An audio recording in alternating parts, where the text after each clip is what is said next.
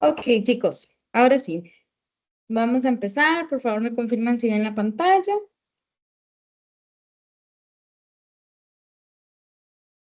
Sí, profe. Ok, excelente, vamos a ver, vamos a poner esto para acá. Muy bien, bueno, hoy pasamos con el siguiente capítulo, el siguiente paso en nuestro estudio del movimiento de rotación. De acuerdo con lo que vimos en la videotutoría pasada, ya entendemos que el momento de inercia nos dice cuánto se resiste un objeto a cambiar su estado de rotación. Ahora, ¿qué es lo que nos tenemos que preguntar? ¿Qué es lo que realmente causa este cambio? Es aquí donde entra nuestro protagonista del día de hoy, que es el torque o torca, como lo llaman en el libro. Entonces, sabemos que cuando aplicamos fuerzas sobre un objeto, estas pueden cambiar su movimiento de traslación, es decir, el movimiento del objeto completo de un lugar a otro, lo trasladamos. Pero hoy queremos explorar otro tipo de efecto, cómo las fuerzas pueden provocar o cambiar el movimiento de rotación de un cuerpo alrededor de un punto o, que va a ser lo más común que escuchemos, alrededor de un eje. Para entender esto no basta solo con saber cuánta fuerza estamos aplicando, sino que también importa dónde y en qué dirección aplicamos esa fuerza. Por ejemplo, imaginemos que tenemos una llave inglesa como esta que tenemos por acá en la figura y estamos tratando de Disculpe, aflojar este, profesora, eh, dígame, yo, yo solo veo los compañeros, usted está compartiendo pantalla. ¿sí? ¿Alguien más tiene ese problema o sí están viendo mi pantalla? Profe, si estamos viendo su pantalla, puede ser conexión de internet de la De la compañera. compañera. Sí, Sí, profe. igual, Gracias. igual recuerden que estas clases quedan grabadas, entonces si se me pierden o les pasa algo con el internet, después la pueden ver, ¿ok? Entonces, estábamos trabajando con esta llave donde queremos aflojar ese tornillito que está por acá. Para los que han usado este tipo de llaves, les va a parecer extraño que yo les diga lo siguiente. Si aplicamos una fuerza grande cerca del tornillo, o sea, lo más cercano al eje de rotación, al eje de giro, va a costar más trabajo aflojar el tornillo, que vendría siendo esta fuerza A. Si aplicamos la misma fuerza, pero en el extremo del mango, o sea, lo más lejano del eje de rotación, va a ser mucho más fácil aflojar el tornillo. Y si más bien aplicamos la fuerza a lo largo del mango, como más bien empujándolo, pues no vamos a lograr nada, no vamos ni a lograr aflojar, ni más bien ponerle más fuerza a ese tornillo, porque no genera rotación. Eso nos lleva al concepto clave de hoy, la torca, también llamada par de torsión, también llamado simplemente par o también llamado torque, que es la medida cuantitativa de qué tan efectiva es una fuerza para provocar o modificar la rotación de un objeto. Por lo tanto, decimos, volviendo al ejemplo de la llave, que la fuerza en A genera una torca sobre el eje de rotación que vendría siendo este punto O a la llave. La fuerza B aplica una torca mayor con respecto a mi eje de rotación y la fuerza C aplica una torca nula sobre mi eje de rotación. Entonces, si yo soy muy cerca del eje de rotación, pues la fuerza no va a ser efectiva. Si estoy más lejos, la fuerza va a ser más efectiva. Y si yo la hago sobre el mismo eje de rotación, como en este caso empujando, no voy a generar ninguna torca. Veamos ahora cómo calcular el torque, porque vean que es una medida cuantitativa. Por acá vemos tres formas de cómo calcularlo. El cuerpo de la figura puede girar alrededor de un eje que es perpendicular al plano de la figura y que pasa por este punto O. Sobre este cuerpo vemos que actúan tres fuerzas diferentes, la fuerza 1, la fuerza 2 y la fuerza 3. Todo esto en el plano de la figura. Cuando una fuerza actúa sobre un cuerpo, su capacidad para generar rotación alrededor de un punto depende de dos factores. Primer factor, la magnitud de la fuerza. Y segundo factor, la distancia perpendicular L, que va entre el punto y la línea de acción de la fuerza. Desde el eje a la línea de acción de la fuerza, o sea, la dirección de la fuerza. Y señorito, esta distancia es lo que llamamos el brazo de palanca o brazo de momento. En el caso de esta figura que estábamos viendo, el esfuerzo de torsión es directamente proporcional tanto a F1 como a L1. Así que la torca de la fuerza F1 con respecto al eje de rotación se define como el producto de la fuerza por el brazo palanca. Usamos la letra griega tau para indicar la torca. En general, la torca para una fuerza de magnitud F, cuya línea de acción es a una distancia perpendicular L desde el punto de rotación, viene dado por esta ecuacioncita que tenemos acá. O sea que el torque o torca es igual a la magnitud de la fuerza por mi brazo de palanca. Importante, el brazo de palanca depende de la dirección de la fuerza. Si yo tengo, como en este caso, tres fuerzas diferentes, el brazo de palanca para la fuerza 1 es diferente al de la fuerza 2 y es diferente al de la fuerza 3. Entonces, para esta figura, F1 aplicada a una distancia L1, su torque es F1 por L1.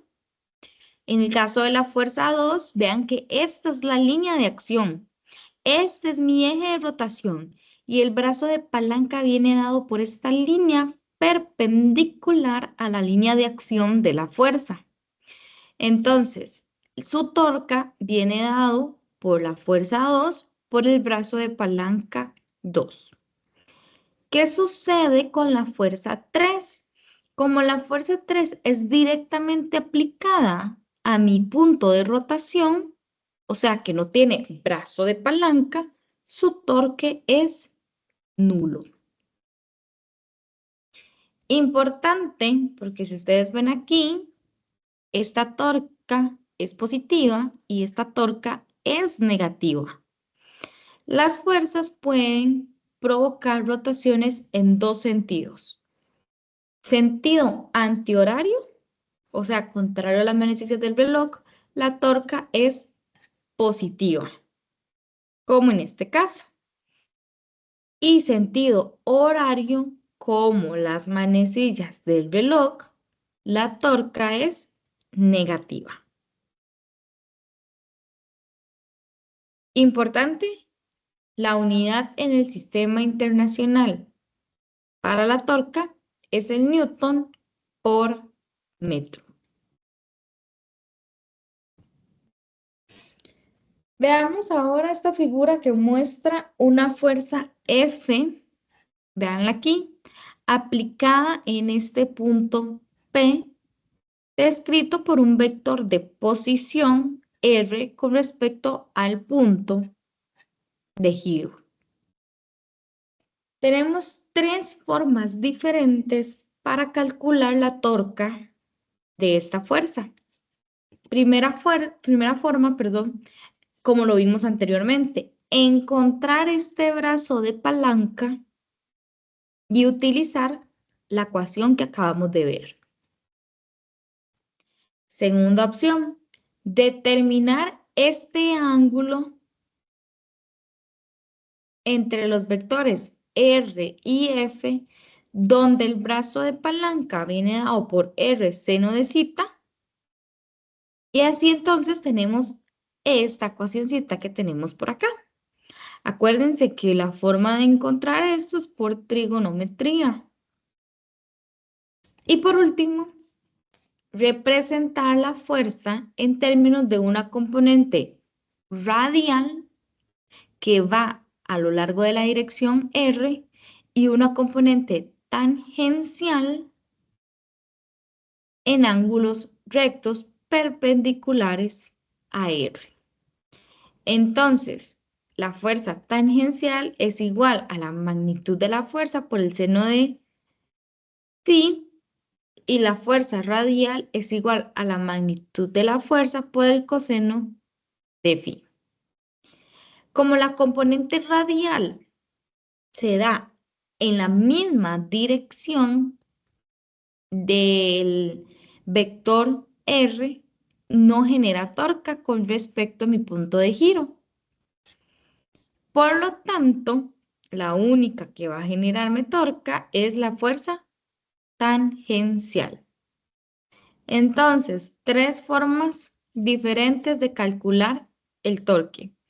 F por L, R por F por el seno de phi y la fuerza tangencial por R.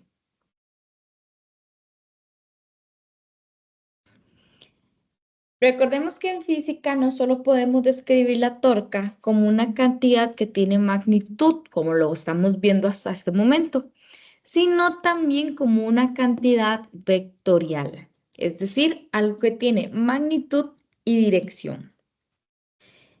En el capítulo anterior habíamos visto que tanto la velocidad angular como la aceleración angular pueden representarse como vectores. Pues lo mismo sucede con la torca. Por lo tanto, la definición general de la torca como vector viene dado por esta ecuacióncita que tenemos por aquí. La magnitud del vector es exactamente la ecuación que vimos antes. Torca es igual a L, o sea, el brazo palanca, por F.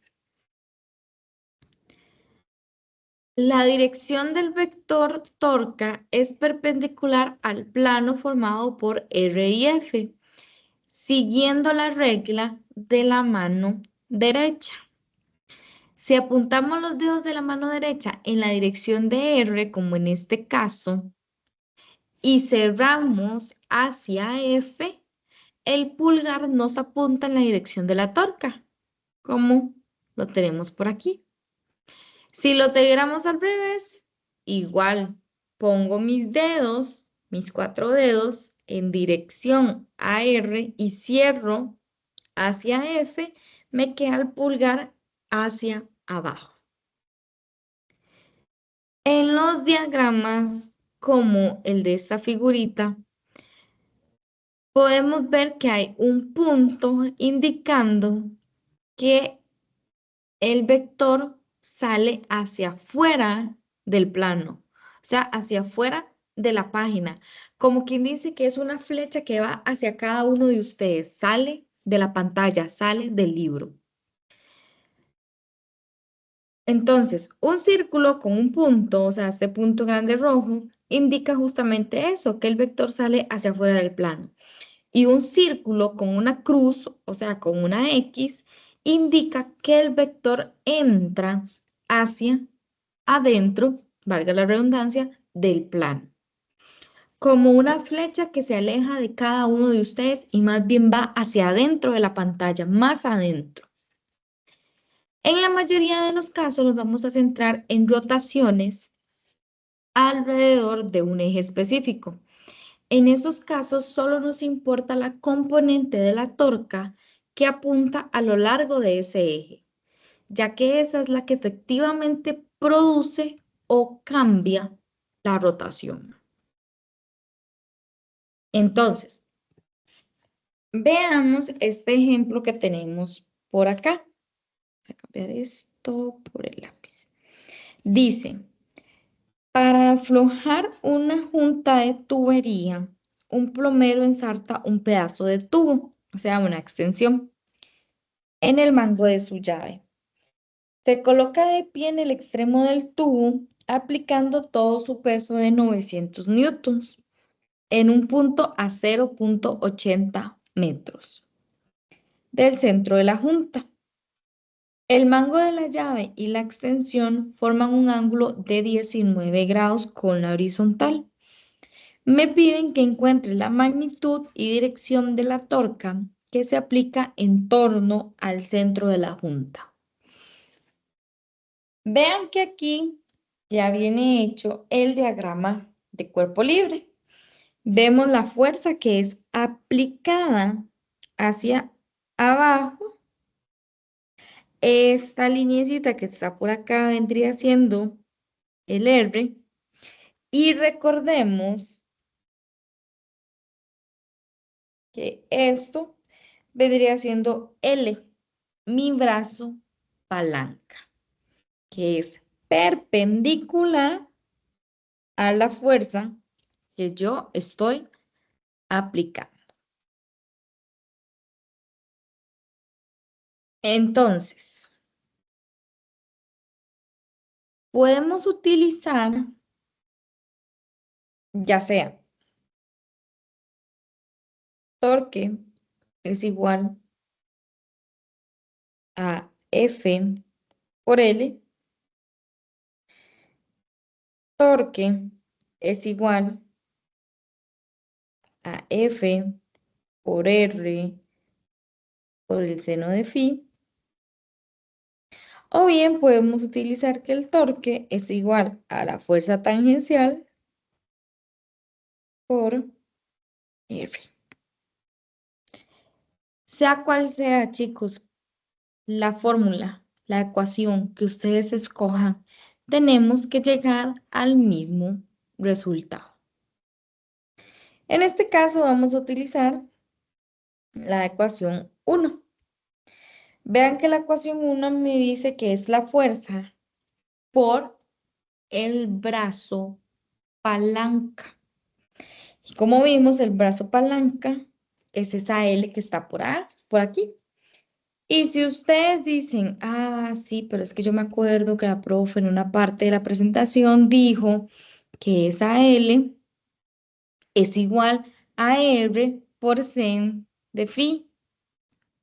R por el ángulo de phi. Entonces yo me regreso al problema y digo, ah, ok. Entonces, L es igual a R por el seno de phi. Mucho cuidado con ese phi, porque ese phi no es 19 grados. Ese phi es 109 grados. Pónganle atención cuando estén estudiando dónde están colocados estos ángulos.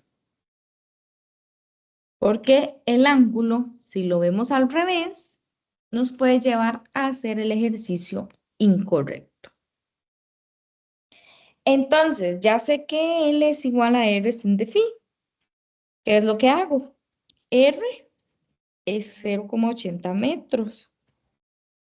Y el seno de phi sería seno de 109 grados.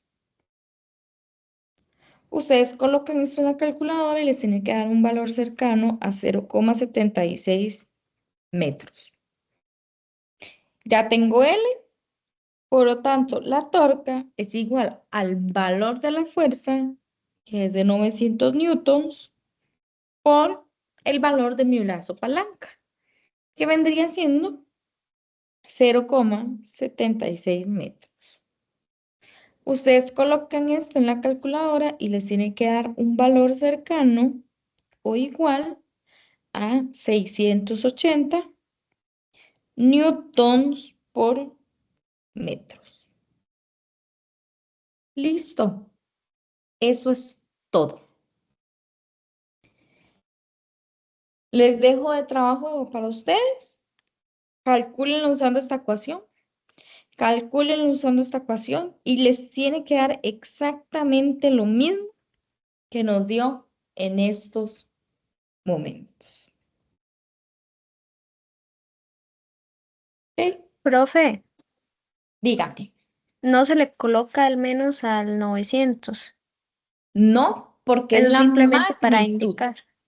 Ajá, es la Ok. magnitud de la fuerza. ¿Ok? Igual recuerden que ese menos 900, también el negativo, me ayuda a identificar en qué dirección va la fuerza. Si este menos no estuviera, pues yo podría ver, dependiendo, que la fuerza vaya más bien para arriba.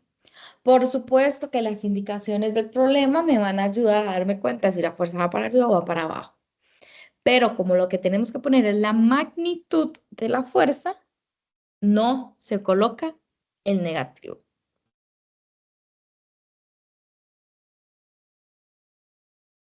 Ahora, con respecto a la dirección del torque, lo tenemos que calcular o determinar con ayuda de la regla de la mano derecha. De tal forma que ustedes coloquen sus 4 deditos en dirección a R y cierren hacia donde va la fuerza. ¿Cómo les queda el pulgar? El pulgar les queda apuntando a ustedes. Entonces, ¿qué quiere decir eso? Que el vector torca, tiene dirección hacia afuera de la página. Si tienen dudas de cómo es que funciona la regla de la mano derecha, les recomiendo ver algunos videitos y siempre practíquenlo, chicos. Les estén pidiendo no la dirección, practiquen la regla de la mano derecha. ¿Alguna pregunta? ¿Vamos bien?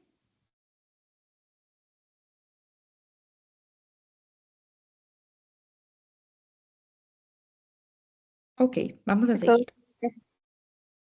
Ok. Ahora que ya entendemos mejor cómo giran los objetos, vamos a aprender una regla muy importante.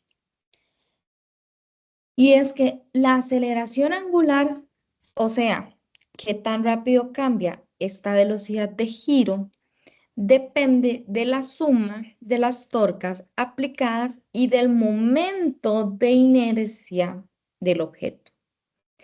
Pero, ¿qué es lo que pasa? Imaginemos que tenemos un objeto rígido como este que está por acá. Vamos a cambiar esto. Como este que está por acá, que está formado por muchas pequeñas partículas, M1, M2, M3, M4, M5, M6, hasta el infinito. Queremos saber cómo las fuerzas que aplicamos sobre él producen un cambio en su giro. Para esto vamos a elegir el eje Z como el eje de rotación. La primera partícula tiene una masa M1 y la distancia R1 a partir del eje. La fuerza neta F1 que actúa sobre esta partícula tiene tanto una componente radial como una componente tangencial y una componente en Z a lo largo del eje de rotación. La segunda ley de Newton para la componente tangencial, que recordemos que es la única que me va a generar torque, viene dado por la fuerza es igual a masa por la aceleración tangencial. Usando la relación que vimos en el capítulo anterior, entre la aceleración angular y la aceleración lineal, y a su vez multiplicando por R1 cada uno de los extremos de esta ecuación, tenemos que la fuerza tangencial por R1 es igual a la masa 1 por R1 al cuadrado por alfa z, siendo esta alfa la aceleración angular. Ahora bien, de lo que acabamos de ver, este primer término F1 tangencial por R1 es justamente la torca de la fuerza neta con respecto al eje de rotación. Y recordemos de lo que vimos la clase anterior, que M1 por R1 al cuadrado es nada más y nada menos que el momento de inercia de la partícula alrededor del eje de rotación. De esta manera, reescribimos esta ecuación como que el torque es igual al momento de inercia por la aceleración angular. Noten que esto es solamente para una masa M1, pero dijimos que el cuerpo estaba conformado por muchas partículas. Entonces podemos escribir una ecuación similar para cada partícula del cuerpo. Y luego sumamos todas estas ecuaciones de tal forma que nos quede que la sumatoria de torques es igual a la sumatoria de MI por RI a la 2 por la aceleración angular.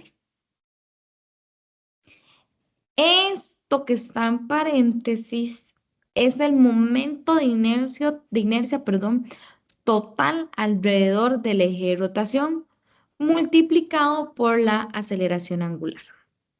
Así, esta ecuación dice que para el cuerpo rígido como un todo, obtenemos el análogo rotacional de la segunda ley de Newton para un cuerpo rígido.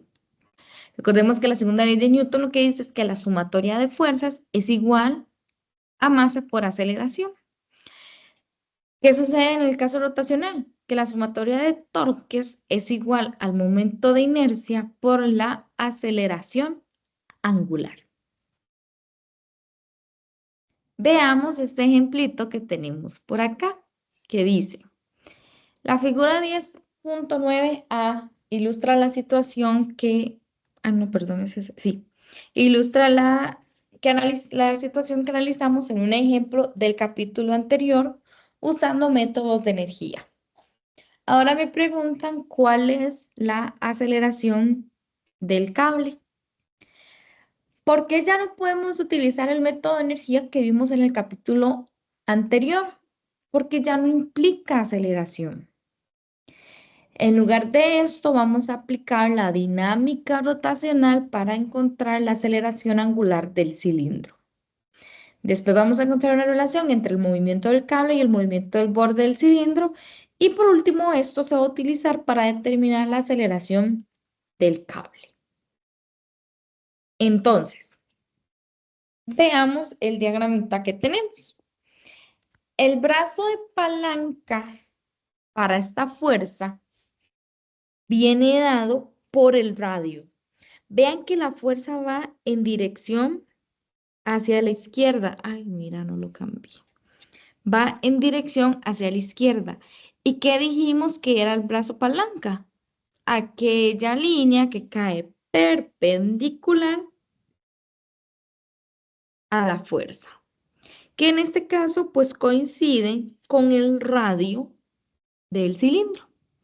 Por lo tanto, nuestro L de brazo palanca es igual al radio del cilindro. Entonces tendríamos que la torca es igual a la fuerza por el radio. Vean que esta torca es positiva porque tiende a producir una rotación contraria a las manecillas del reloj. Si ustedes ven, la fuerza va para acá, ¿hacia dónde Va mi dirección, va de esta forma, contrario a las manecillas del reloj. De acuerdo a lo que vimos en el capítulo anterior, el momento de inercia para un cilindro en torno al eje de rotación, ¿se acuerdan de aquella tablita que yo les enseñé que estaba en el libro de texto? Es igual a 1/2 de la masa por R al cuadrado. Entonces, con la ecuación que acabamos de ver, que decía que la sumatoria de torques es igual a I por alfa. ¿Cuál es mi sumatoria de torques esta vez? F por R, porque es el único torque que está actuando en mi cilindro. Si hubiese algún otro torque, pues lo tendría que sumar en estos momentos, pero no lo hay. Va a ser igual a I, que vimos que para un cilindro viene dado por esta ecuación que tenemos por acá, por M, por R a la 2, por alfa. ¿Cuál es mi incógnita, chicos? Alfa. Esto es lo que yo quiero conocer. Entonces, ¿qué es lo que me queda? Pues despejar. Alfa es igual a 2 veces una R, se me va con una R, 2 veces F entre M por R. ¿Y qué me queda ahora? Pues sustituir los valores que me dan en el problema. 2 veces la fuerza, 9 newtons, entre la masa, 50 kilos, por el radio, mucho cuidado, esto es el diámetro, vean aquí, donde, ay Señor Jesús, vean aquí, donde, ya les dan, ay no pinta, el radio. Entonces, por 0,060.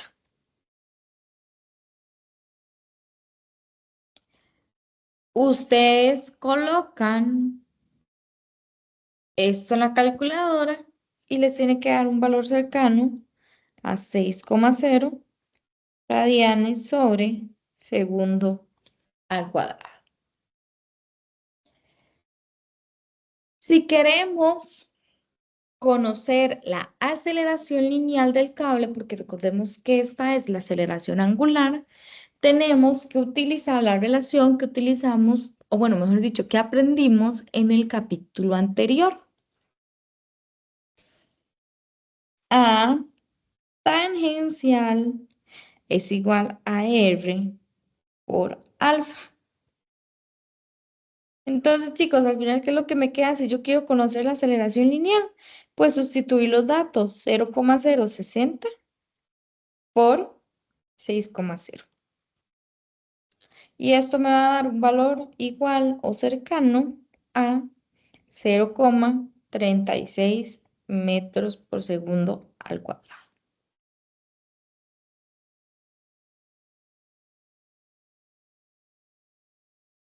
Dudas, chicos, hasta este momento.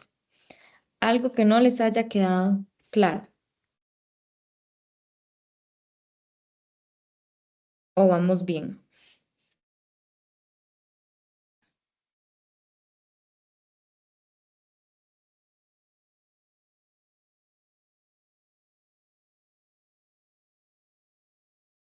Ok. Vamos a seguir. Entonces, hasta ahora hemos hablado de objetos que giran alrededor de un eje fijo, como por ejemplo, otro ejemplo, además de pues la llave inglesa, una puerta girando sobre sus bisagras. Pero, ¿qué pasa si el eje de rotación también se mueve? Cuando ustedes abren, por ejemplo, una puerta, las bisagras no se mueven. Las bisagras son mi eje de rotación. Pero ¿qué pasa si yo estoy haciendo malabares y el bastón o el pino que estoy usando lo lanzo en el aire y al mismo tiempo gira? O bien una bola que ustedes tiran al piso y rueda. Mi eje de rotación pues también se va moviendo. La clave aquí es descomponer el movimiento en dos partes.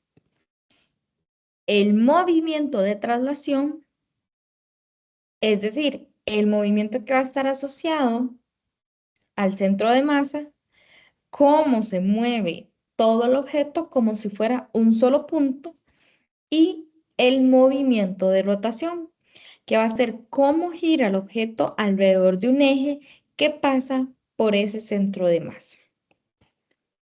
En esta figura vemos el ejemplo del bastón o del pino cuando uno está haciendo malabares. Es un bastón que se lanza girando. Aunque el bastón rota en el aire, su centro de masa sigue una trayectoria parabólica, como si fuera una sola partícula. Esto significa que podemos separar el análisis en cómo se mueve el centro de masa y cómo gira el bastón alrededor del centro de masa. Incluso si el centro de masa se acelera, esta descomposición del movimiento sigue siendo válida. Entonces, cuando un objeto se mueve y rota al mismo tiempo, su energía cinética total también se puede dividir en dos partes. Y va a ser aquella energía por el movimiento de todo el objeto, o sea, esa energía cinética de traslación, y una energía por el giro del objeto sobre sí mismo, que correspondería a esa energía de rotación. Aunque demostrarlo matemáticamente completo es algo complicado, en el libro verifican que esto es cierto analizando la energía cinética del objeto, y es algo en lo que en estos momentos no nos vamos a entrar, pero que ustedes pueden leer del libro. Un caso muy importante donde se combinan traslación y rotación es cuando un objeto rueda sin resbalar. Muy diferente es, por ejemplo, resbalarse, como cuando la calle está mojada, las aceras están mojadas, que nos resbalamos, y otra muy diferente es dejar ir una bola y que vaya rodando sin resbalar. Pensemos también en otro ejemplo, en una rueda que avanza sobre el suelo sin patinar, como la de una bicicleta bien inflada sobre asfalto seco. Todo suena muy bien, ¿qué es? Pero en realidad, ¿qué es lo que significa rodar sin resbalar? Significa que el punto de contacto entre la rueda y el suelo está en ese instante en reposo relativo del suelo. ¿Por qué? Aunque la rueda se mueva hacia adelante, ese punto está girando hacia atrás respecto al centro de masa con la misma rapidez, que es esto que vemos acá. Por lo tanto, ambos movimientos, el de traslación hacia adelante y el de rotación hacia atrás, se cancelan justo en ese punto. Entonces, para rodar sin resbalar, tendríamos que la velocidad del centro de masa o la rapidez del centro de masa es igual a R por omega, donde R es el radio de la rueda y omega es la rapidez angular de rotación. Y esta V sub cm es la rapidez del centro de masa de traslación. Eso significa que la velocidad lineal del centro de masa es igual a la velocidad periférica del borde de la rueda debido a la rotación. Veamos este ejemplo de un yoyo. Todos o la mayoría hemos jugado con un yoyo. Dice así, un yoyo se fabrica enrollando una cuerda con masa despreciable varias veces alrededor de un cilindro sólido de cierta masa m y radio r. Se sostiene fijo el extremo libre de la cuerda mientras se suelta el cilindro desde el reposo. La cuerda se desenrolla sin resbalar ni estirarse conforme el cilindro cae y gira. Me dicen que use consideraciones de energía para calcular la rapidez V centro de masa del cilindro después de caer una cierta distancia h. Entonces, para aquellos que han jugado yo-yo, ¿qué es lo que hace? Usted se enrolla un pedacito de la cuerda en un dedo y lo deja caer. Como nosotros mantenemos fijo el extremo superior de la cuerda, nuestra mano no efectúa trabajo sobre el sistema de la cuerda y el cilindro. Podría existir fricción entre la cuerda y el cilindro, pero como la cuerda no resbala sobre la superficie del cilindro, no se pierde energía mecánica. Por lo tanto, podemos usar la conservación de la energía mecánica para resolver este problema. ¿Y qué es lo que dice la conservación de la energía mecánica? Que la energía cinética inicial más la energía potencial inicial es igual a la energía cinética final más la energía potencial final. Puntos importantes. Me dicen que el cilindro sale del reposo. ¿Y qué quería decir que esto saliera del reposo? Que mi energía cinética inicial es 0. Ahora, mi punto inicial es cuando él está aquí arriba.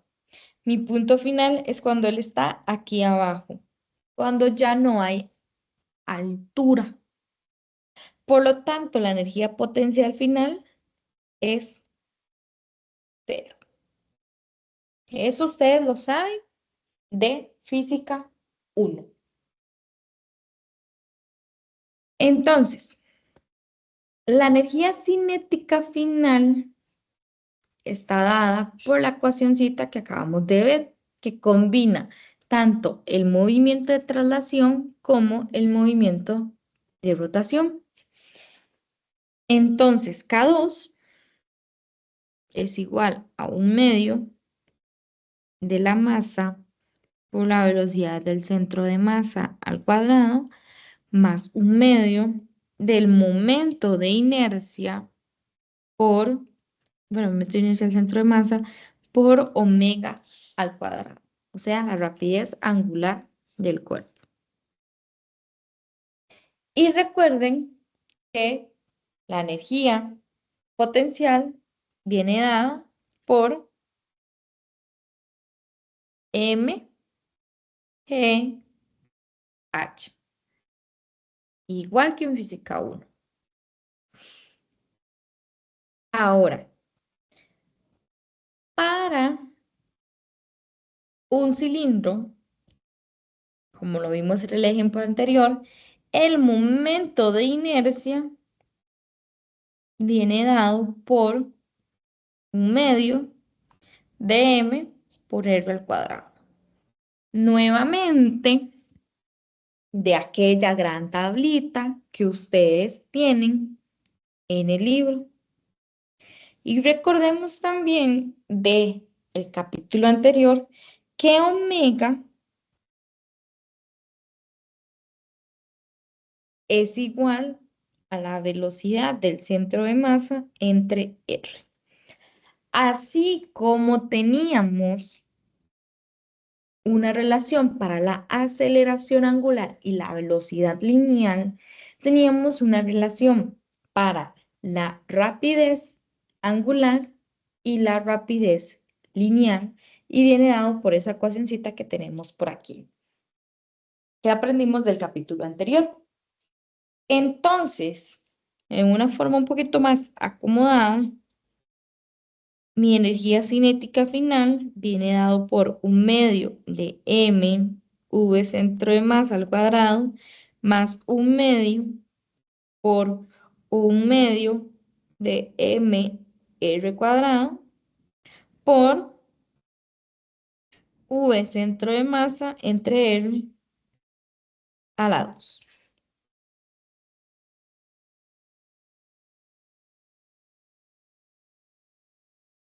R cuadrado se me va con este r cuadrado y me queda que K2 es igual a un medio de mv centro de masa al cuadrado más un cuarto mv centro de masa al cuadrado.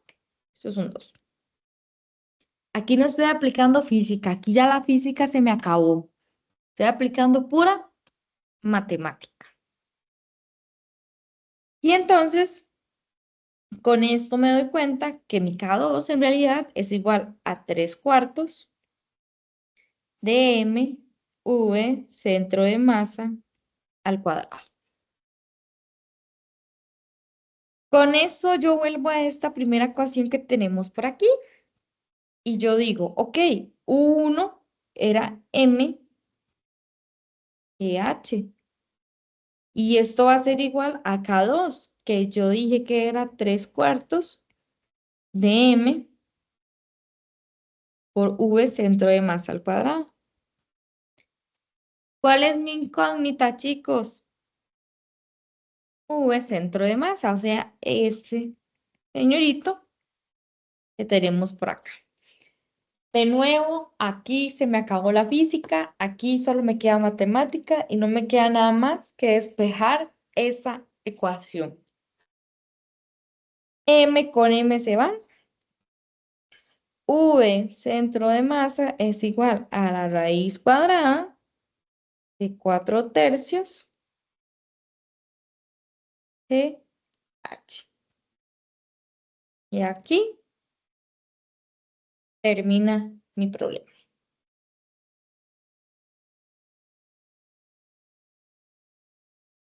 ¿Dudas, chicos? ¿Vamos bien? ¿Vamos mal? ¿Vamos más o menos?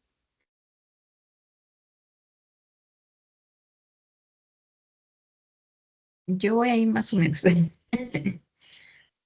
Yo sé que es mucha materia. Lo importante es que ustedes se lleven por lo menos de aquí la idea para que cuando estudien en casita, pues ya se les sea un poco más sencillo entender de lo que les habla el libro. Sí, profe, más bien muchas gracias. Lo único es eso, o sea, como a mí me cuesta mucho la matemática, entonces a mí me cuesta comprender más, pero ahí voy, ahí voy. Está bien. Muy bien.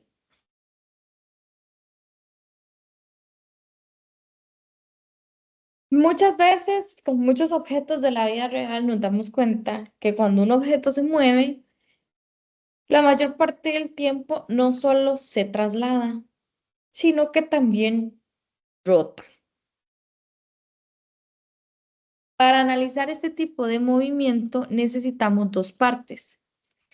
Analizar cómo se mueve el centro de masa y analizar cómo rota alrededor de su centro de masa.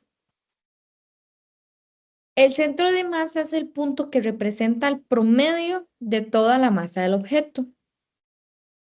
Si aplicamos una fuerza externa, todo el objeto responde como si esa fuerza actuara sobre este punto. La ecuación que describe esto es esta que tenemos por acá, donde la masa bueno, donde m es la masa del objeto y la aceleración del centro de masa viene dado por esto.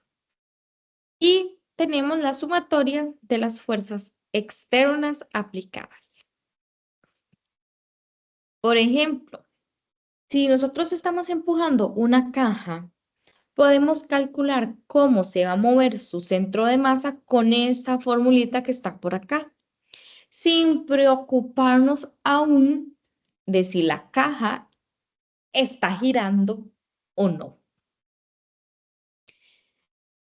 Pero mientras el centro de masa avanza, el objeto puede también girar alrededor de este punto. Para describir cómo gira, usamos la versión rotacional de la segunda ley de Newton que vimos hace un momento. Ahora, tenemos algunas condiciones para usar estas ecuaciones, no es usar por usar. Aunque el eje alrededor del cual el objeto gira se mueve, podemos usar estas ecuaciones si se cumplen estas dos condiciones. 1.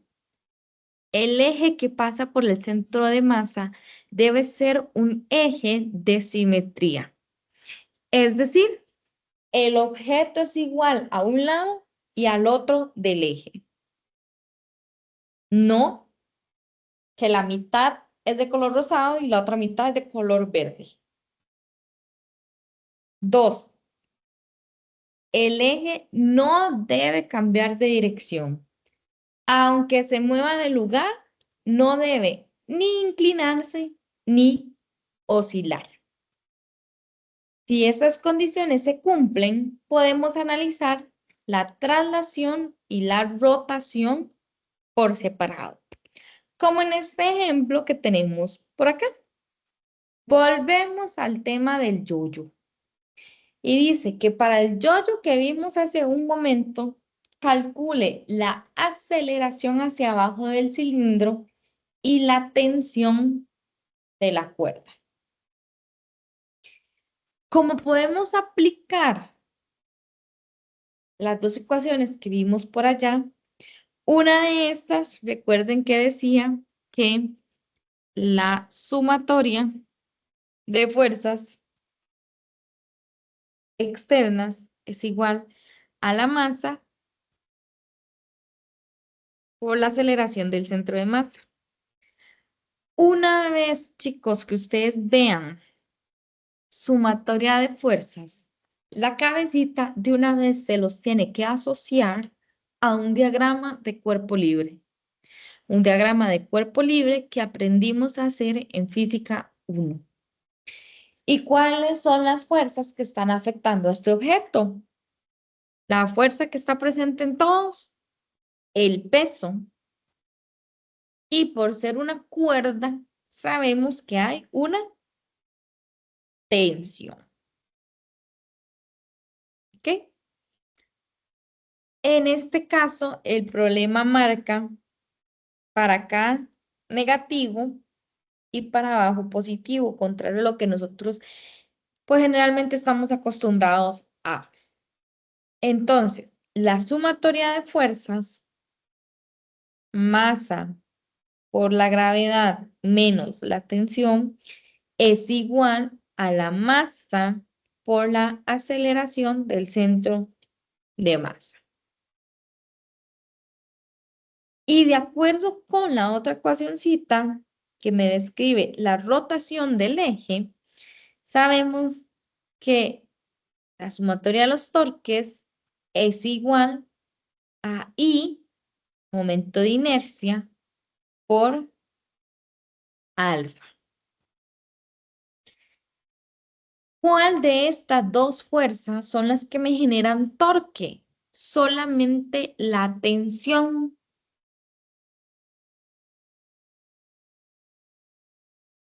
No, el peso no me genera torque.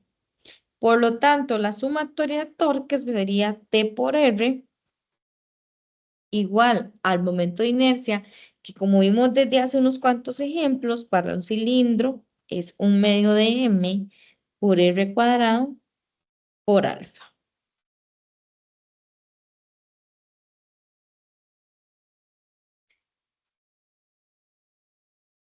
Recordemos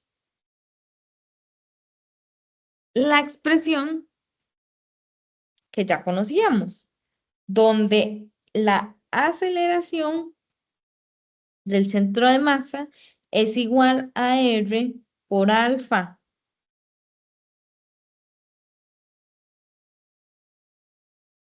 Entonces, ¿qué me queda ahora? Pues sustituir, chicos. Ya de nuevo aquí se me acabó la física. Y ya lo que me queda es pura matemática. Me queda que mg menos t es igual a m por r por alfa. Que t por r es igual a 1/2 de m por r cuadrado por alfa. Y aquí ustedes tienen dos opciones. Opción 1,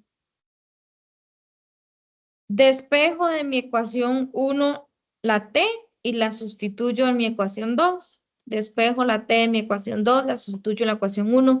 Queda a decisión de ustedes cómo determinar el valor de A y el valor de T. Solo por esta vez lo voy a hacer. Para los demás ejercicios que se requiera hacer un despeje como de este tipo, voy a poner únicamente el resultado. Entonces, por facilidad, a esta ecuación 2, yo voy a despejar t. Me va a quedar que t es igual a 1/2 de m por r por alfa. Esta t la voy a sustituir en mi ecuación 1. Entonces me va a quedar que mg menos 1/2 de m por r por alfa es igual a m por r por alfa. ¿Ok?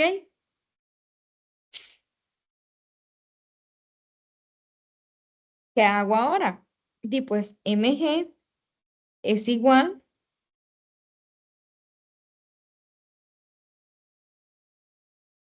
a... Ay, ya no pinta esto. mg es igual a m r alfa más 1/2 de m r alfa. ¿Ok?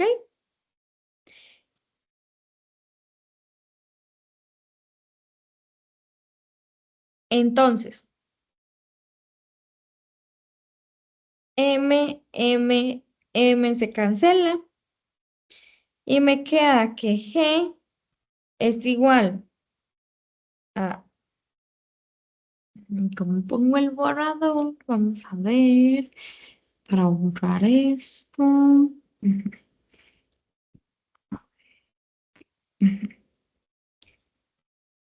Y ahora el lápiz.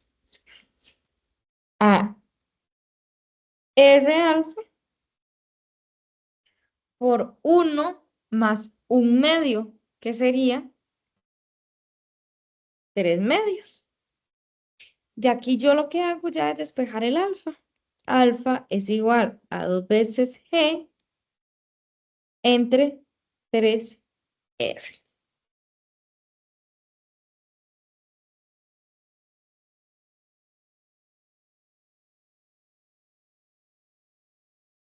¿Ok? Y para calcular la tensión, pues yo puedo agarrar este valor y lo sustituyo por aquí. Entonces me va a quedar que T es igual a 1/2 de M por R por alfa, que dijimos que era 2G, 3R. R con R se va, 2 con 2 se va, y me queda que la tensión es igual a 1/3. Ay, ay, Dios mío. 1/3 por mg.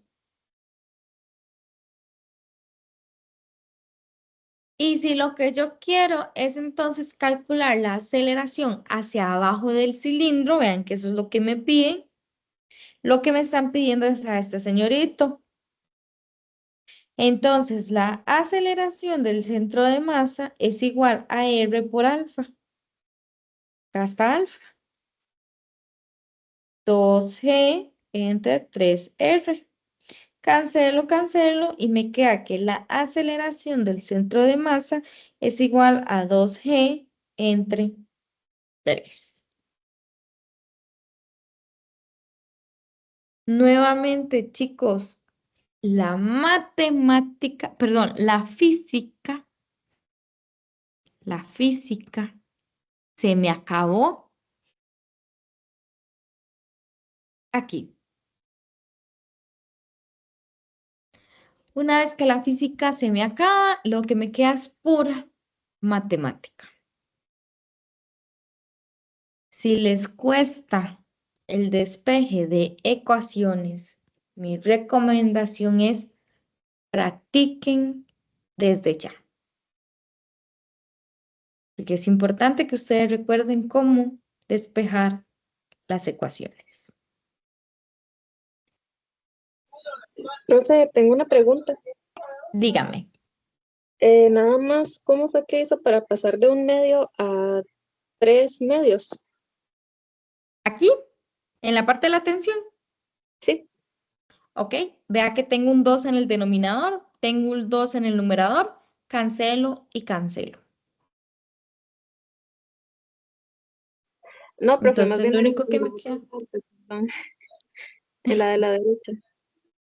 En la de la derecha, ¿a dónde? ¿La del alfa o la de esta A? No, para sacar el alfa, sí. Para sacar el alfa. Como esto, R alfa es igual a R alfa, ¿verdad? Acuérdense que aquí queda un 1. 1 más 1/2, 3/2. Está bien, Acuérdense profe. que eso era lo que en matemática le decían, voy a ponerle un azul, sacar factor común, que sería R alfa, ay Dios mío, ¿qué es este coso tan raro? Bueno, más 1/2 R alfa. R alfa es mi factor común, así era como le decían en matemática. Entonces yo saco factor común esto, y de este primer término lo que me queda es un 1, y del segundo término lo que me queda es 1/2. 1 más 1/2, 3/2, y me queda el R alfa.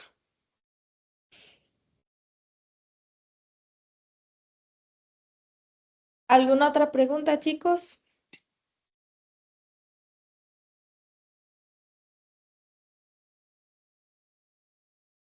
Ok, vamos a seguir. Entonces, ahora,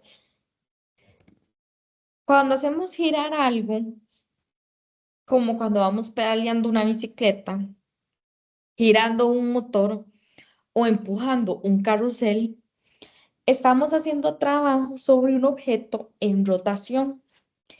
Este trabajo es muy parecido al trabajo que vimos antes en movimiento lineal, solamente que ahora lo aplicamos a objetos que giran. Entonces vamos a desglosarlo. Imaginemos un disco giratorio como un carrusel, que alguien empuja en el borde aplicando una fuerza tangencial. Mientras el disco gira, un pequeño ángulo de cita, el borde se desplaza una pequeña distancia.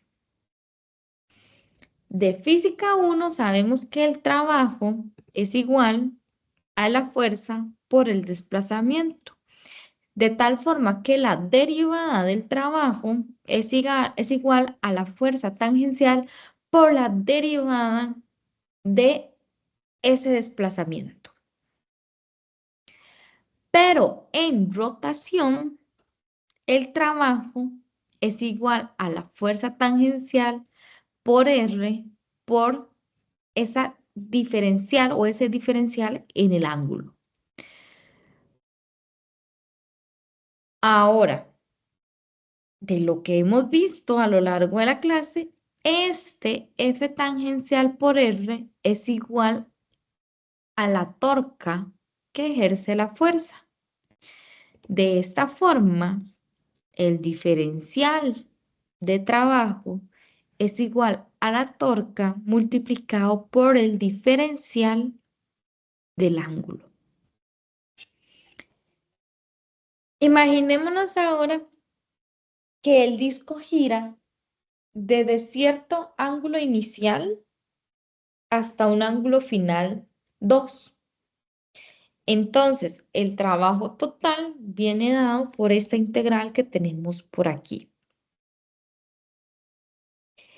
Y si la torca es constante, entonces el trabajo es el producto de la torca por el desplazamiento angular. O sea, esa diferencia de los ángulos. Si la fuerza tuviera componentes, ya sea radiales, que van hacia o desde el centro, no harían trabajo porque no producen desplazamiento tangencial. Y si la fuerza tuviera componentes axiales, o sea, paralelas al eje sobre el eje, tampoco harían trabajo ni generarían torca. Es justamente por eso y que he resaltado tanto que lo único que cuenta es la componente tangencial para tanto el torque como el trabajo rotacional. Si una torca efectúa trabajo sobre un cuerpo rígido que gira, la energía cinética experimenta un cambio en una cantidad igual a ese trabajo. Por lo tanto, tendríamos esta ecuacioncita que tenemos acá, donde el trabajo total es igual a esta integral. Cuando yo la evalúo, me queda la diferencia de las energías cinéticas. Entonces, ahora, ¿cómo se relaciona la potencia con la torca? Si dividimos ambos miembros de esta ecuación que tenemos aquí, eliminando esto del centro,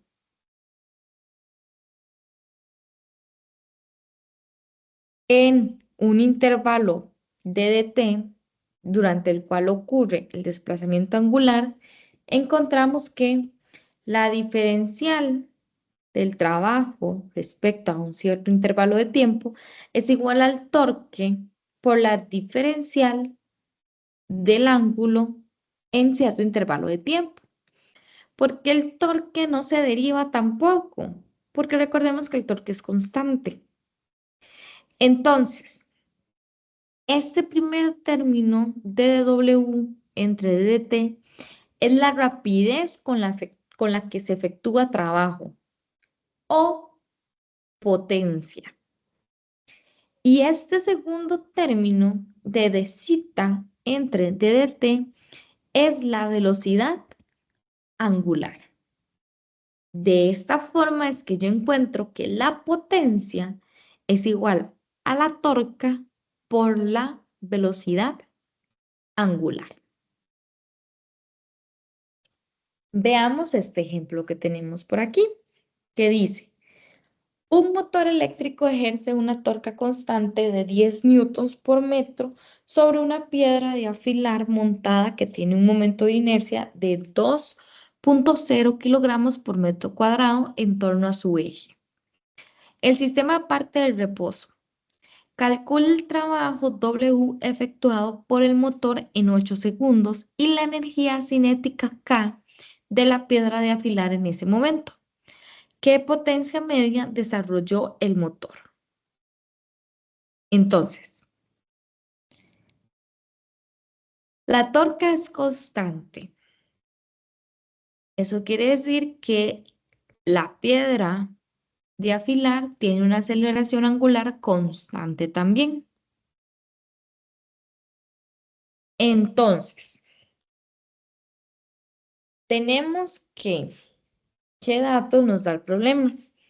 Tenemos que, ay Dios mío, no lo cambio. La sumatoria del torque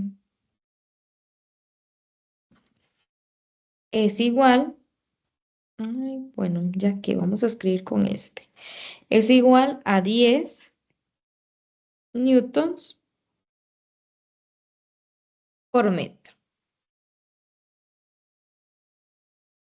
El momento de inercia ahí es igual a 2,0 kilogramos por metro cuadrado.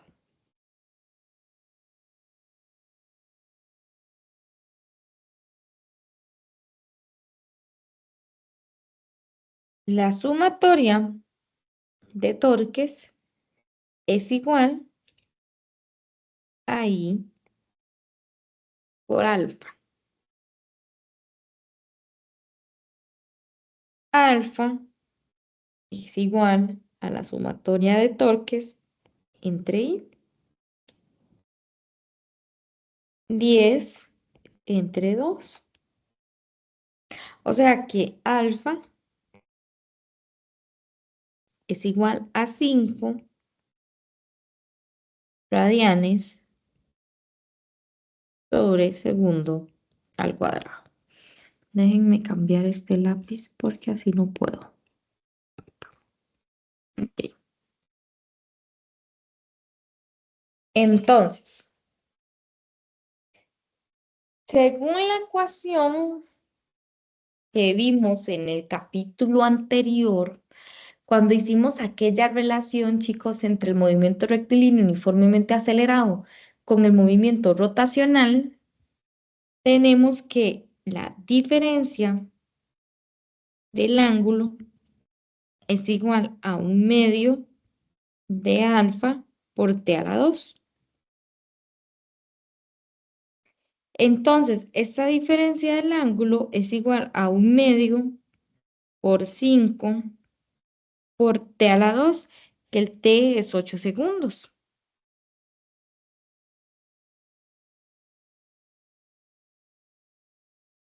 Y esto me tiene que dar un valor de 160 radianes por segundo. Perdón, solo radianes, es un ángulo. Es momento, muchachos, que si ustedes no han empezado a hacer un formulario, lo empiecen a hacer. Porque si ya se dieron cuenta en estos momentos, yo nada más les digo la ecuación que vimos la clase pasada. Y ya llevamos bastantes ecuaciones de 2 capítulos. Entonces, ya que tengo ese diferencial del ángulo, puedo calcular el trabajo, porque de acuerdo a lo que acabamos de ver, el trabajo es igual al torque por ese cambio angular. Entonces, el torque que me lo da el problema es 10 por 160, que es lo que acabo de calcular. Y esto me da igual a 1600 joules, porque es trabajo.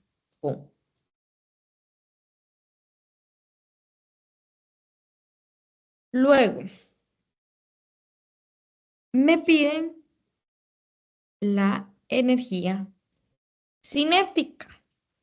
Pero si ustedes se recuerdan de todo lo que hemos visto hoy, K es igual a 1/2 de I por omega al cuadrado. Ay, pero qué bonito. Yo no tengo omega. Pero entonces ustedes se acuerdan del montón de ecuaciones que la profe les habló la clase anterior, donde relacionábamos el movimiento rectilíneo uniformemente acelerado con el movimiento rotacional. Y ustedes dicen, mira, esta ecuacioncita a mí me sirve. Por lo tanto, omega es igual a 5 por 8. O sea que omega es igual a 40 radianes por segundo. Y ya puedo calcular K, porque entonces K es igual a 1/2 de I, que es 2, por 40 al cuadrado, perdón. Y ustedes colocan esto en la calculadora y les tiene que dar un valor de 1600 joules. Y recordemos que la potencia media es el trabajo realizado en un intervalo de tiempo. 1600 joules entre 8 segundos, lo cual es igual a 200 watts.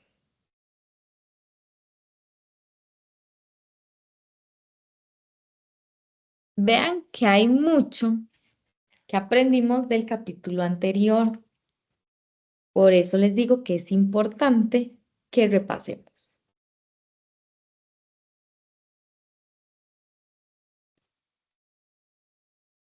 Ok. Ya casi vamos cerrando, pero hasta el momento hemos estudiado varias cantidades en rotación que son muy parecidas a las del movimiento lineal. El análogo del momento lineal que les tiene que sonar a cuando ustedes estudiaron colisiones en física 1 es el momento angular representado con una L. Entonces,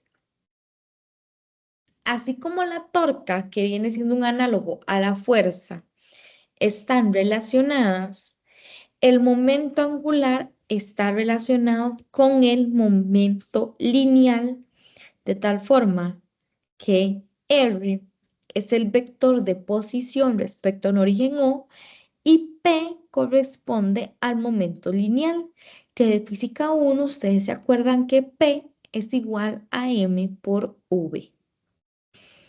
Importante, el valor de L del momento angular depende del origen elegido, ya que en él interviene tanto el vector de posición de la partícula con respecto al origen. Unidades del momento angular, kilogramo por metro cuadrado entre segundo, en el sistema internacional. Vean que el momento angular es un vector. Entonces, en caso de que queramos conocer la magnitud del momento angular, su dirección se determina por nada más y nada menos que la regla de la mano derecha. Y esta magnitud vendría dado por esta ecuacioncita que tenemos por aquí. mv por r sin de phi, que vendría siendo igual a mv por L, donde L es el brazo palanca. Cuando una fuerza neta actúa sobre una partícula, cambia su velocidad, su momento lineal y también su momento angular. Entonces, derivando respecto al tiempo, vemos que la razón de cambio del momento angular de una partícula es igual a la torca de la fuerza neta que actúa sobre ella. Y es aquí, chicos, donde tenemos la relación entre el momento angular y la torca. Ahora, supongamos un cuerpo rígido que gira alrededor del eje Z con cierta rapidez angular omega. Cada partícula describe un círculo y su velocidad viene dada por esta ecuación que tenemos acá, donde esa R sub I es la distancia al eje. La magnitud del momento angular de cada partícula vendría dado por esta ecuación que tenemos acá, que sale de esta otra. Vean que lo único que hice fue sustituir esta V, R y omega, R y omega. Todo lo demás sigue exactamente igual. Así, cuando un cuerpo gira alrededor de un eje de simetría, su vector momento angular L queda sobre el eje de simetría y su magnitud es I por omega. Como lo vimos en la clase anterior, el vector velocidad angular también está sobre el eje de rotación, como se muestra en la figura. Por lo tanto, para un cuerpo rígido que gira alrededor de un eje de simetría, tanto L como omega tienen la misma dirección. Y es así que tenemos esta relación vectorial entre el momento angular y la velocidad o rapidez angular. Importante, para cualquier sistema de partículas, la razón de cambio del momento angular total es igual a la suma de las torcas de todas las fuerzas que actúan sobre todas las partículas. Las torcas de las fuerzas internas suman 0 si las fuerzas actúan sobre la línea que va de una partícula a otra, así que la suma de las torcas solamente va a incluir las torcas de las fuerzas externas. ¿Qué quiere decir esto? Que ninguna fuerza interna me va a generar torca. De esta forma se concluye que la sumatoria de torcas es igual al cambio, a la razón entre el cambio del momento angular con respecto a cierto intervalo de tiempo. Veamos este ejemplo que tenemos por aquí, que dice, una hélice de turbina del motor a reacción de un avión tiene un momento de inercia de 2.5 kilogramos por metro cuadrado alrededor de su eje de rotación. Al arrancar la turbina, su velocidad angular es omega z igual a 40 radianes por segundo a la 3 por tiempo a la 2. Me dicen que calcule el momento angular de la hélice en función del tiempo y su valor cuando tenemos un tiempo de 3 segundos. Y determine la torca neta que actúa sobre la hélice en función del tiempo y su valor cuando el tiempo es igual a 3 segundos. De todo lo que acabamos de ver, L es igual a I por omega Z. L es igual a I, que me lo dan, por omega Z, que es todo esto.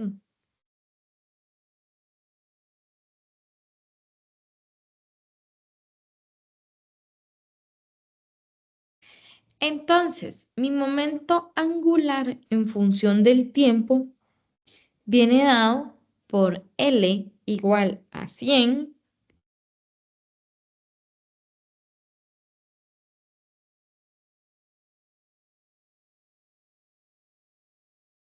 por tiempo 2.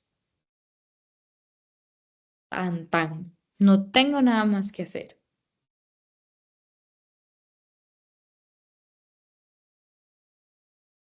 Cuando T es igual a 3 segundos, L es igual a 100 por 3 a la 2. Entonces, L es igual a 900 kilogramos por metro cuadrado entre segundo a la 3. Esta sería la parte A. Para la parte B, de acuerdo a lo que acabamos de ver, el torque o la torca es igual a la derivada del momento angular con respecto al tiempo. ¿Qué quiere decir esto? Que yo voy a derivar esto que tenemos acá. 100 por t a la 2 con respecto al tiempo. Y como ustedes ya son unos expertos en derivadas, nos damos cuenta que la torca es igual a 200 kilogramos por metro cuadrado entre segundo a la 3 por t. Simplemente derivé. Y con esto tengo la torca neta en función del tiempo. Ahora, cuando el tiempo es 3 segundos, pues solamente tengo que sustituir 200 por 3 y me da un valor de 600 newtons por metro. Y ya, aquí termina el problema. Nada del otro mundo. Aplicamos ecuaciones. ¿Ok?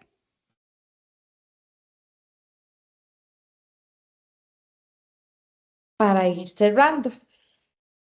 Ya vimos que el momento angular puede expresar el principio fundamental de la dinámica de rotación.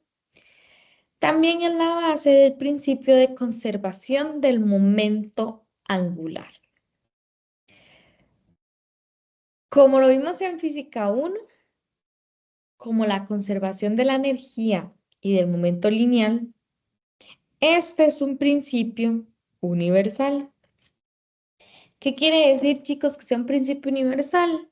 Que se cumple en todos los niveles, desde átomos hasta, bueno, desde átomos y núcleos hasta galaxias. Este principio se deriva directamente de esta ecuación que acabamos de estudiar. Si la torca neta es 0, entonces la razón de la diferencia del momento angular con respecto al tiempo es igual a 0.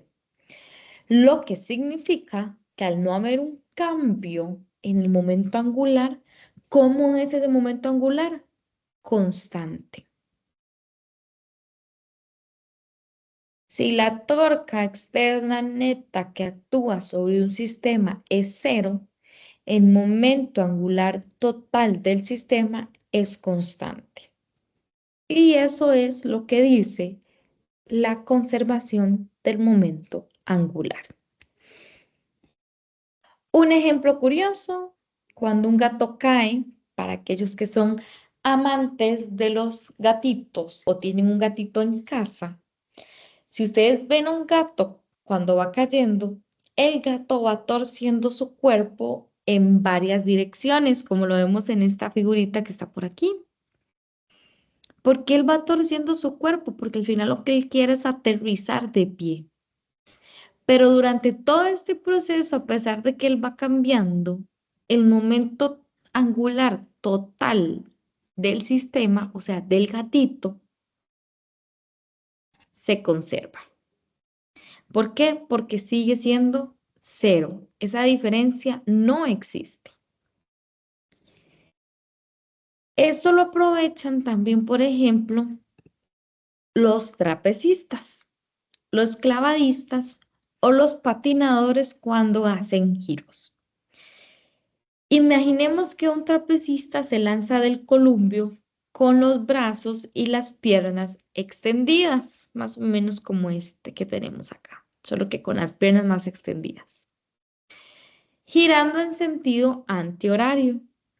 Si él encoge los brazos y las piernas, su momento de inercia respecto a su centro de masa disminuye de un valor grande a uno más pequeño. Como la única fuerza externa es su peso, que no genera torca, su momento angular se mantiene constante. Y eso se expresa con esta ecuación que tenemos por aquí, donde el momento angular inicial es igual a I por omega al momento inicial y tiene que ser igual a lo que ocurre al final.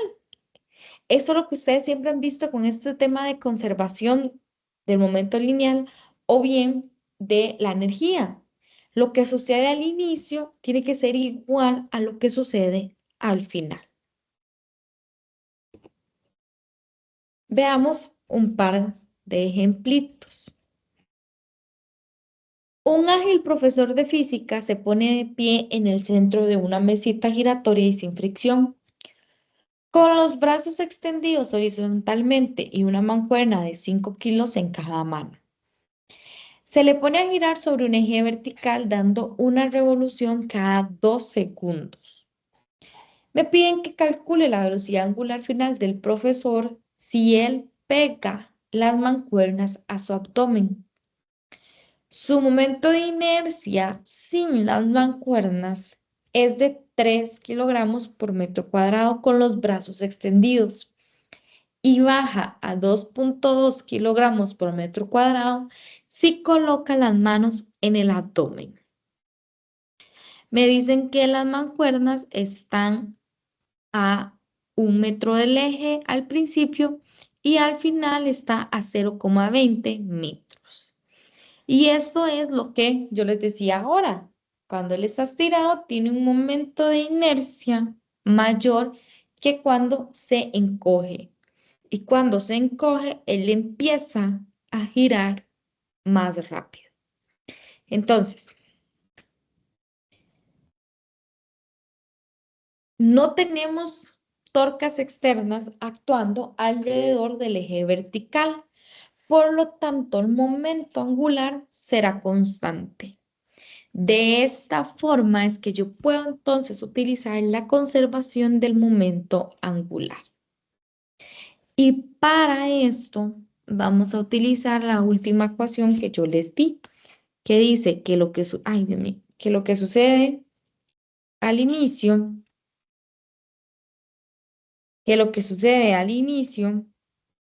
ay, pero ¿qué es esto? ¿Por qué se me están pasando las diapositivas? Lo que sucede al inicio, vamos a ver si ahora sí puedo escribir. No, no puedo escribir. Vamos a ver.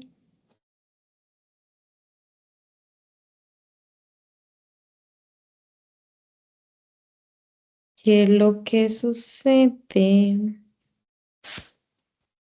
Ahora sí. Al inicio es igual a lo que sucede al final. ¿Ok? Entonces, vean que me dan el momento de inercia del profesor. Sin embargo, nuestro sistema no es solo el momento de inercia del profesor. Nuestro sistema completo está conformado por el profesor y también por las mancuernas. Entonces, mi momento de inercia es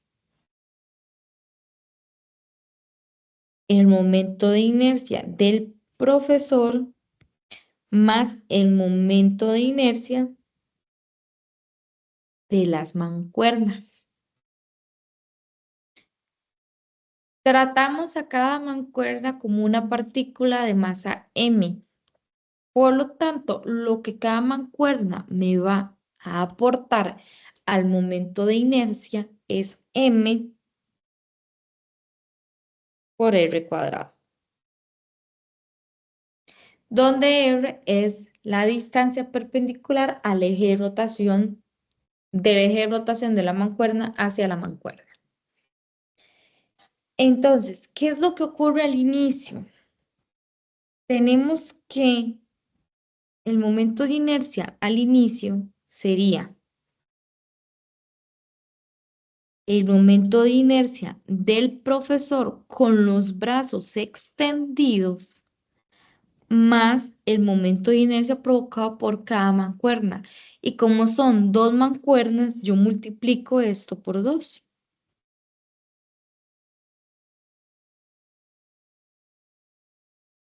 Y esto me tiene que dar un valor cercano o igual a 13 kilogramos por metro cuadrado.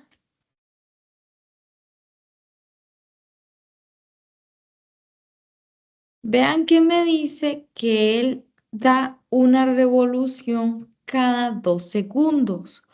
Por lo tanto, mi velocidad angular es igual a una revolución entre 2 segundos, porque él da una revolución cada 2 segundos. Y eso ocurre cada 0.5 revoluciones por segundo.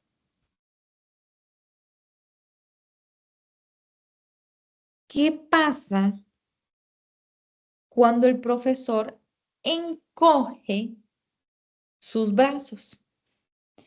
El momento de inercia final es igual al momento de inercia del profesor con los brazos encogidos más 2 veces el momento de inercia provocado por las mancuernas que ahora están a una distancia más cercana de mi eje de rotación.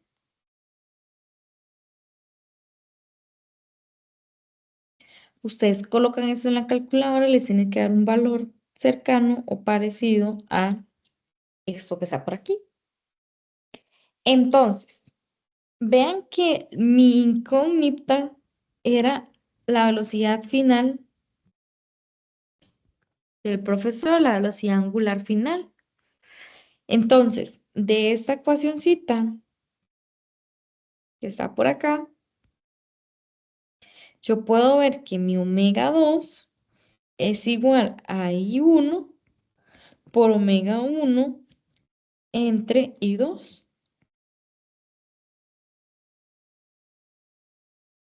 Entonces, mi velocidad angular final es igual a 13 por 0.5 entre 2,6. Y esto les tiene que dar un resultado igual o similar a 2,5 revoluciones por segundo. Vean que cuando él acerca las mancuernas y su momento de inercia disminuye, su velocidad angular aumenta. Y en este caso nos damos cuenta que la velocidad angular aumentó en 5 veces la velocidad angular inicial.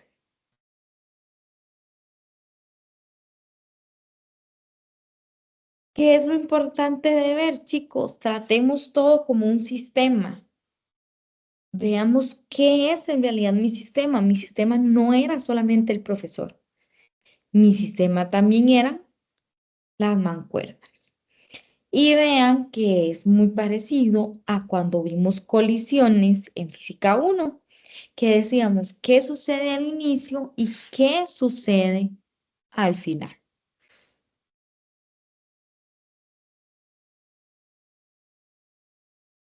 Veamos este otro ejemplo.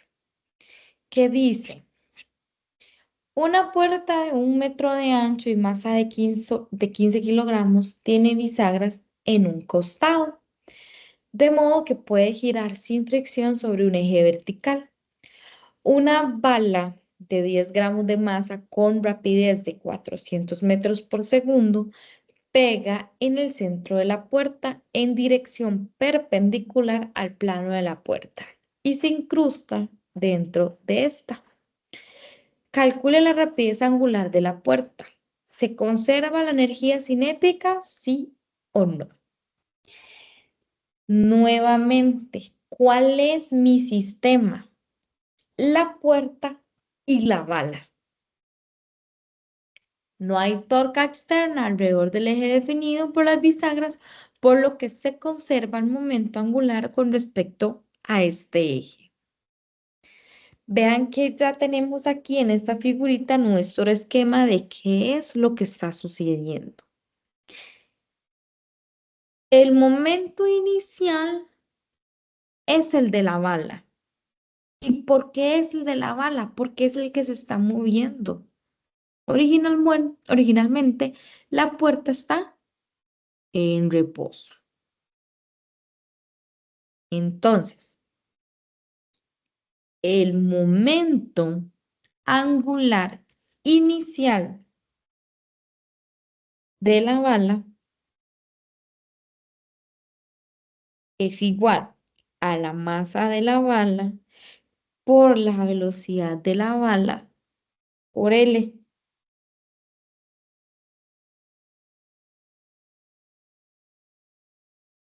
Cero coma 0,10, no 10 gramos, recuerden que lo tenemos que pasar a kilogramos por 400 metros por segundo por 0,50 metros. Y con eso ustedes se dan cuenta que el momento angular inicial de la bala es 2,0. Ay, señor, Dios mío. Es 2 para atrás. 2,0 kilogramos por metro cuadrado entre segundos. Acuérdense, es conservación del momento angular, o sea, L inicial es igual a L final. El momento angular inicial de la puerta, 0. La puerta está en reposo, no está sucediendo nada a la puerta. Ahora, ¿qué pasa con el momento angular final? Aquí es donde ya entra todo mi sistema. ¿Por qué? Porque la puerta ya se movió, la bala se incrustó en la puerta. Entonces, este momento angular final viene dado por I por omega. Vean que me preguntan que cuál es la rapidez angular de la puerta.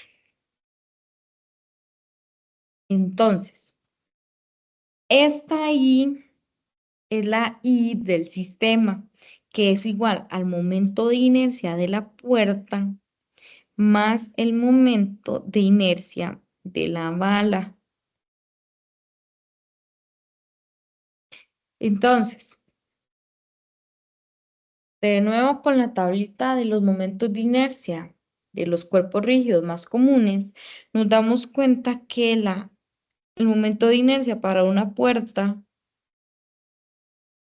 de ancho 1 metro viene dado por M por D a la 2 entre 3.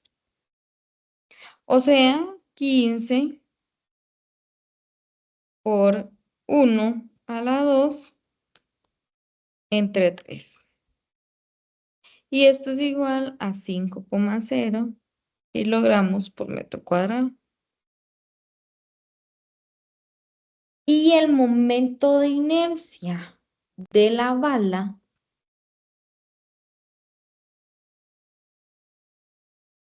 viene dado por M por L a la 2. 0,010 por 0,50 a la 2. ¿Por qué 0,0? Perdón, ¿por qué 0,50, chicos? Porque vean que el problema me dice que la bala pega en la pura mitad de la puerta. Y la puerta tiene un ancho de 1 metro. La pura mitad, pues 50 centímetros. Y esto me tiene que dar un valor parecido o cercano a 0,0025 kilogramos por metro cuadrado. Entonces, volviendo a la conservación del momento angular, o sea, esta primera ecuación que teníamos por aquí, L inicial es igual a I por omega.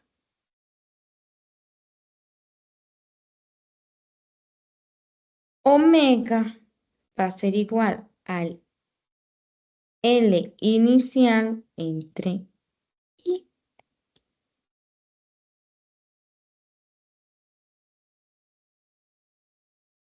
¿Cuál era mi L inicial? 2,0. ¿Y cuál es mi momento de inercia del sistema? 5,0 más 0,0025.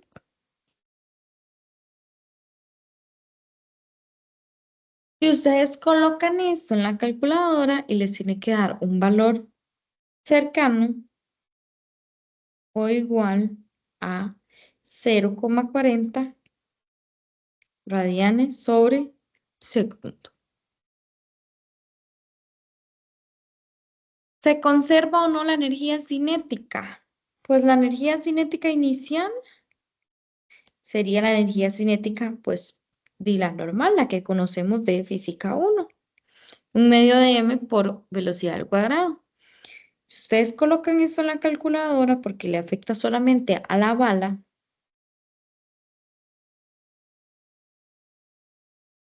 les da un valor de 800 joules. Y la energía cinética final ya es la de rotación, o sea, un medio de I por omega cuadrado. Donde está I, chicos, es la I del sistema, o sea, la I de la puerta más la I de la bala.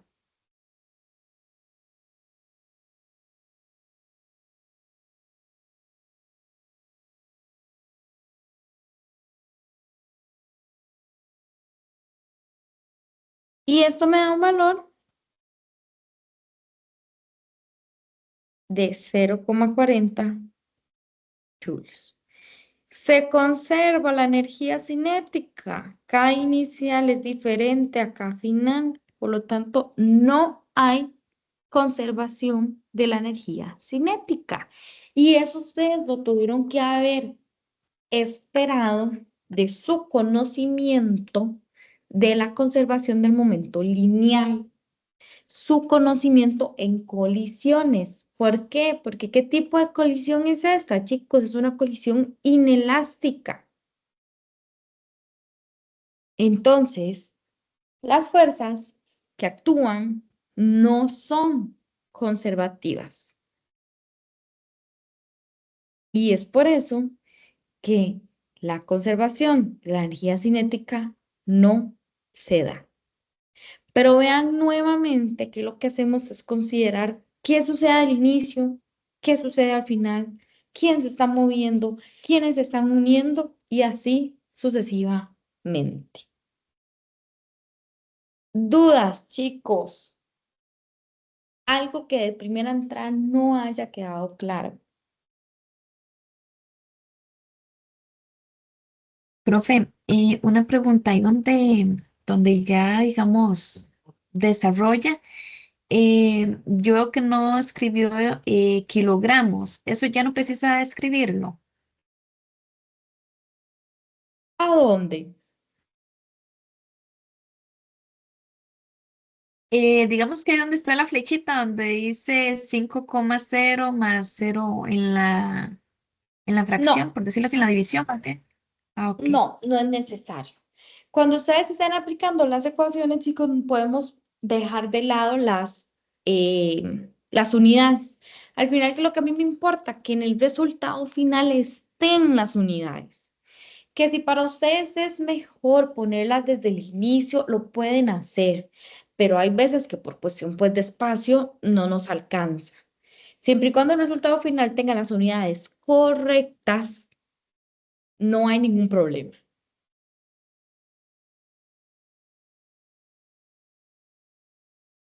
Gracias, profe. Con gusto. Recomendación para este capítulo, chicos, practiquen. A estas alturas, yo sé que llevamos apenas 2 semanas, pero en este momento ya hemos visto 2 capítulos del libro. Bueno, nada más para terminar, la sección 10.7 que trata de giroscopios y precesión queda para estudio individual para que ustedes la lean y la repasen. Ahora sí, llevamos ya 2 semanas del cuatrimestre. Llevamos ya 2 capítulos vistos, chicos. Ya es bastante materia, yo no les voy a mentir, yo no los voy a engañar. Que no se les acumule, muchachos. Vean que en semana 4 tenemos la evaluación sincrónica con video, que a más tardar a finales de esta semana yo les voy a estar colocando las opciones de fechas y las opciones de horario para que lo vayan escogiendo. Entonces, no dejen que se les acumule la materia, es bastante. Para la evaluación sincrónica con video, nos entrarían los primeros 3 capítulos del cuatrimestre, que corresponden al capítulo 9, capítulo 10 y capítulo 11 del libro. En estos momentos ya vimos el capítulo 9 y el capítulo 10, para que lo tomen en cuenta y vayan practicando. Como siempre, si tienen alguna duda, me pueden escribir ya sea por el grupo de WhatsApp, me pueden escribir por privado, me pueden escribir al correo institucional o por medio de la plataforma. No se guarden las dudas para el final. Estudien bastante, traten de llevar la materia al día, porque si la dejan para el final, se nos va a acumular mucho. Si no tenemos ninguna duda, chicos, que pasen una bonita noche, una linda semana y nos estaríamos viendo la próxima semana con la siguiente videotutoría. Chao, chicos. Muchas Chao, gracias, profe. profe. Muchas gracias, Chao, muy gracias. amable.